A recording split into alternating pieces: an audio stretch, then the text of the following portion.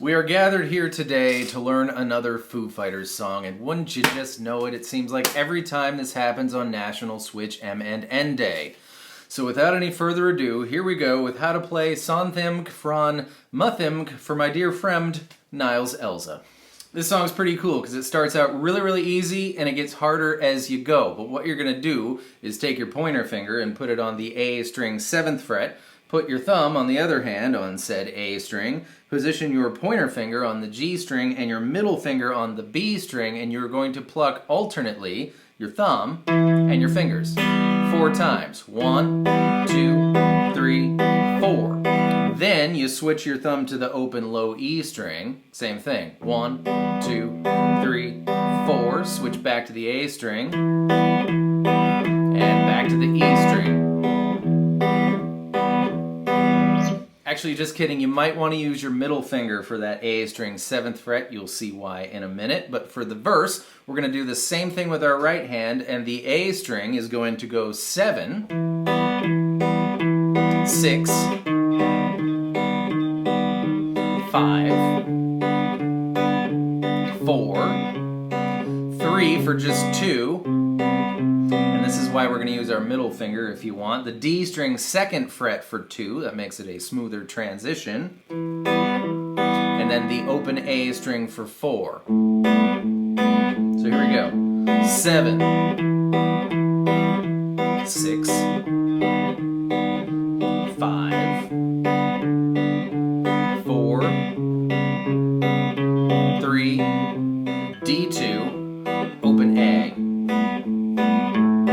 But of course, Chris Montoya Perez has that really cool lead part. He uses a slide. I'm not going to use a slide because I'm not a slide guy, but you can if you want. G string, 9th fret, 12, 8, 12, 7, 12, 6,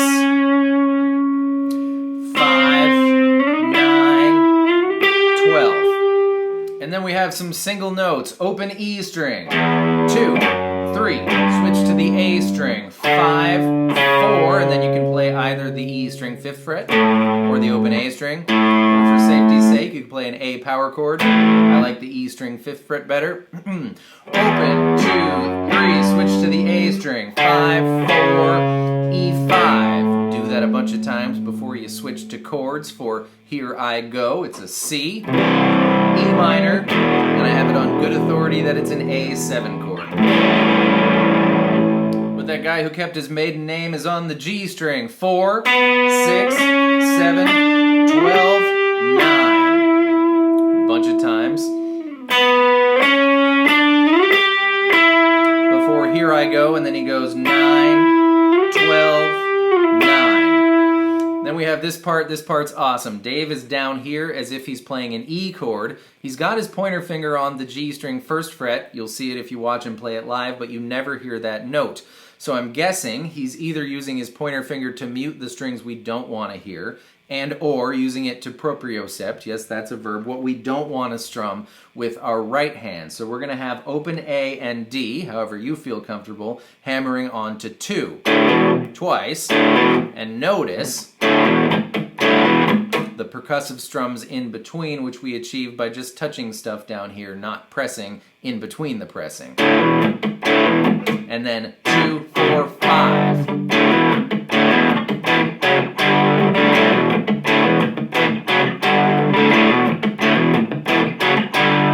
Pat Smear, on the other hand, is doing much the same thing in a higher register. So he's going to have the D and the G strings on the 7th fret. Use one finger for that. And when we hammer on to the 9th fret, you can either use one finger or you can use your ring and your pinky fingers, which is what I prefer. And then you're going to go 9, 11, 12.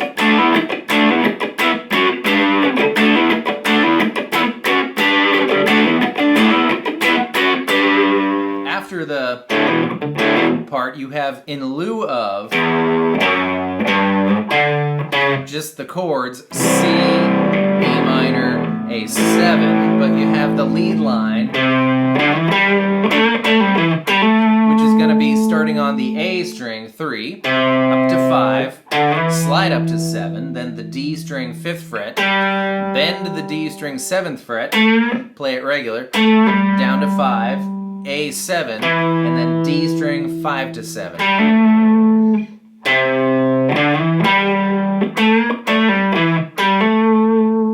Watching live versions, when things get intense and he starts shouting about "you can't make me change my name," it seems, and I don't know if it's a function of live and he can't coordinate or doesn't want to coordinate that thing while he's doing that thing, he switches to just an E power chord, strums away at it, and sometimes he switches up to the G, maybe an octave chord, so A string 10th fret, G string 12th fret.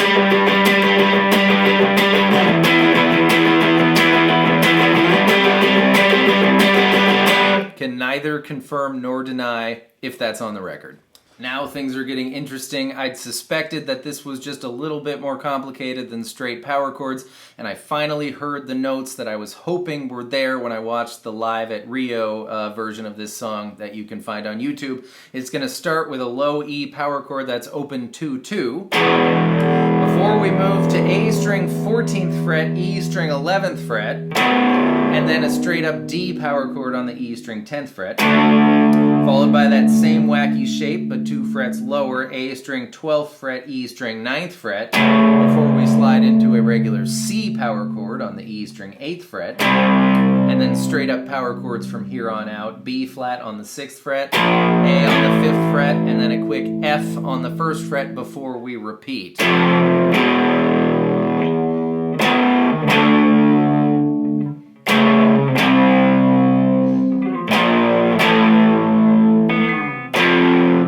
But of course, Dave has a thing here too. Rather than the low E power chord, he's just going to play the open low E string so that he has time to do the following. Grab the A string 5th fret with your ring finger and slide up 2 frets to the 7th fret, and then reach for the D string 5th fret. Strum on that a little bit longer and then play the D string 7 to 5 as a pull-off and land on the A string 7th fret. Get used to that little pattern because we're going to do it over and over again here in different places. Now we're going to play a D note on the A string 5th fret, and we're going to do the exact same thing we just did, but we're going to start on the A string 7th fret now, so it will be 2 frets higher. And then we're going to play a C note on the A string 3rd fret, and do the exact same thing we did the first time.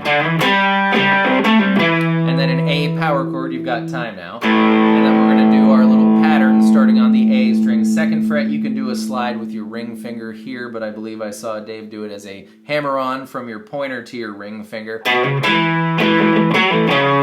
do it either way you want.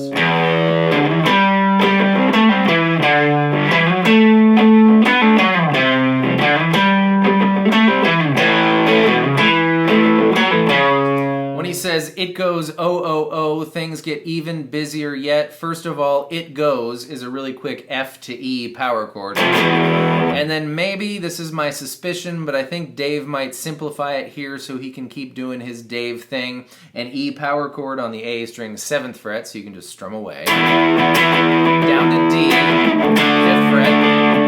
Down to C, 3rd fret.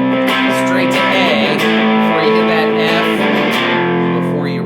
But what I really want to talk about here is Pat Smear is going nuts on some octave chords. Grab the A string 10th fret and the G string 12th fret, and he bends them ever so slightly just so they almost don't leave the note that you want to be in. 3 times, and then he's up to the 12th fret. Bend it a lot the first time, but then we're going to stay on the 12th fret and stay within that tiny little note range. And then he goes 12, 14, 12 as a slide, and then back down to the 10th fret, then the 8th fret, 7. You can hit an F there if you want to hit that F as a power chord on the A string 10th fret, 8th fret, but when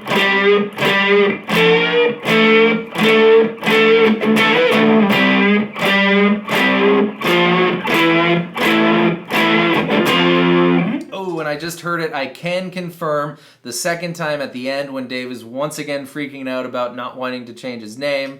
just like that other guy in his band. He is playing a G octave chord. That's A string 10th fret, G string 12th fret. These two G notes agree with everything else that is going on, so if you want, you can wail away on that to your heart's content. Of course, everyone else is going. Or,